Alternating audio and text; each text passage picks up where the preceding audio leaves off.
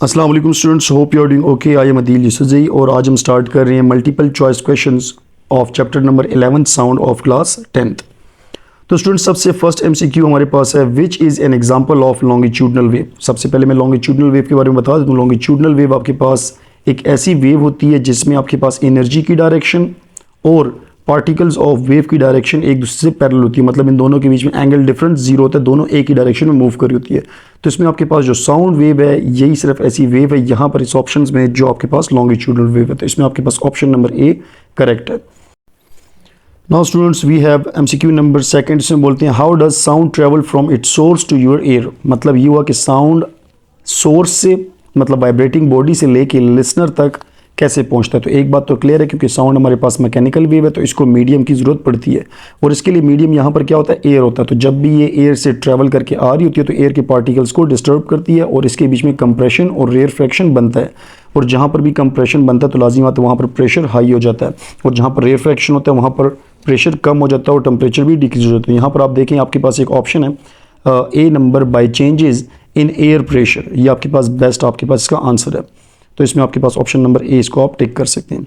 MCQ number 3 में बोलते हैं which form of energy is sound. मतलब साउंड कौन सी फॉर्म ऑफ एनर्जी है। तो यहाँ पर आपके पास जो बेस्ट आंसर आ रहा है वो मैकेनिकल एनर्जी आपके पास है, क्योंकि ये डिस्टर्बेंस करती है इन्वायरमेंट पे।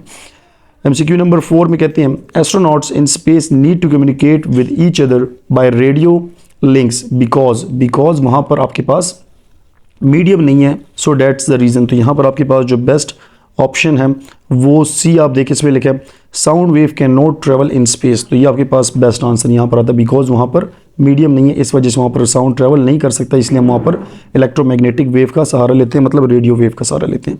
सो ऑप्शन नंबर सी को आप यहाँ पर टिक कर दें। नेक्स्ट हमारे पास है the loudness of sound is most closely related to its dash. तो लाउडनेस का हमने रिलेशन पढ़े हैं, पहले टॉपिक्स डिटेल से पढ़े। उसमें लाउडनेस का जो सबसे अच्छा रिलेशन बनता है डायरेक्टली प्रोपोर्शनल है एम्पलीट्यूड के। मतलब ये वो जितना एक बॉडी का, एक वाइब्रेटिंग बॉडी का एम्पलीट्यूड ज़्यादा होगा उतनी ही उसकी लाउडनेस भी ज़्यादा होगी, डायरेक्ट रिलेशन बन रहा है। सो यहाँ पर जो बेस्ट आंसर आपके पास आता है वो है D number option.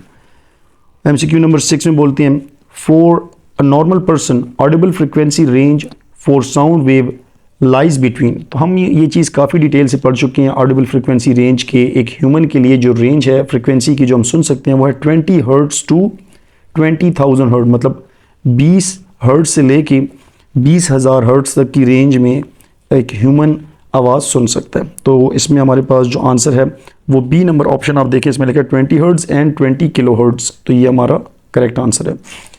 Last MCQ में बोलते हैं when the frequency of a sound wave is increased which of the following will decrease। तो यहाँ पर फ्रिक्वेंसी का आपको बोल रहे हैं कि फ्रिक्वेंसी जब इंक्रीज होती है तो क्या क्या चीज़ें डिक्रीज होती हैं। तो यहाँ पर आपके पास एक है वेवलेंथ, टाइम पीरियड है और एम्पलीट्यूड है। देखें एम्पलीट्यूड को तो मैं सिंपल बता दूँ, एम्पलीट्यूड के साथ कोई रिलेशन नहीं बनता सी है, तो एम्पलीट्यूड को तो हम बीच में से कैंसिल कर देंगे।